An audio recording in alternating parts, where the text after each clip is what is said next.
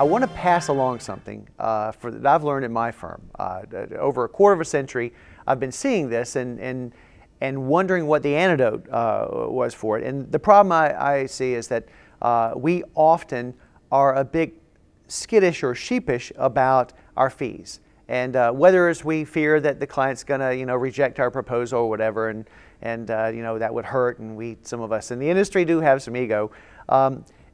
What the antidote that I found is if you actually find out from your clients in an ongoing basis, not just once, but ongoing information from your clients that says that you routinely exceed their expectations.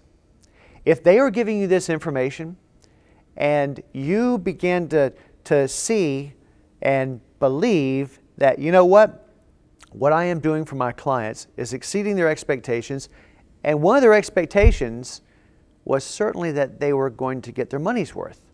So in many ways, what they are telling you, if you ask the questions correctly, to where the information can provide this kind of illuminating insight, is that you're underpricing your services, and there's actually room for your services to be priced higher and still be considered a fair deal to your clients.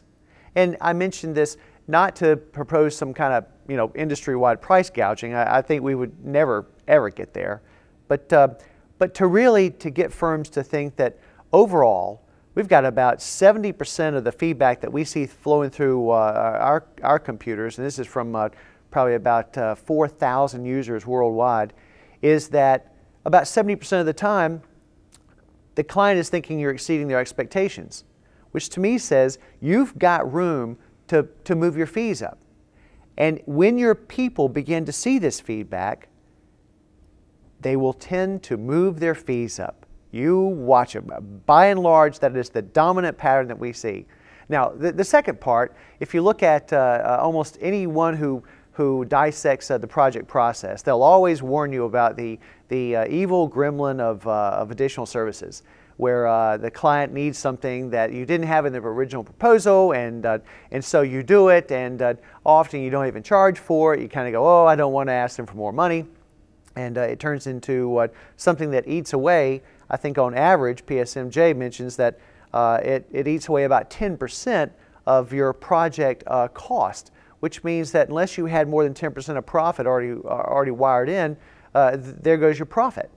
So one of the things that this feedback does is, if you know that the client is saying that you are more valuable than you are charging, you are much more likely to charge for those additional services, which is only fair.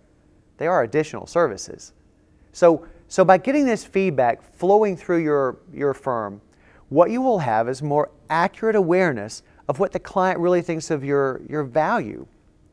And that gives your people the greatest understanding of that value, how it's perceived by the client, and how to price it more fairly.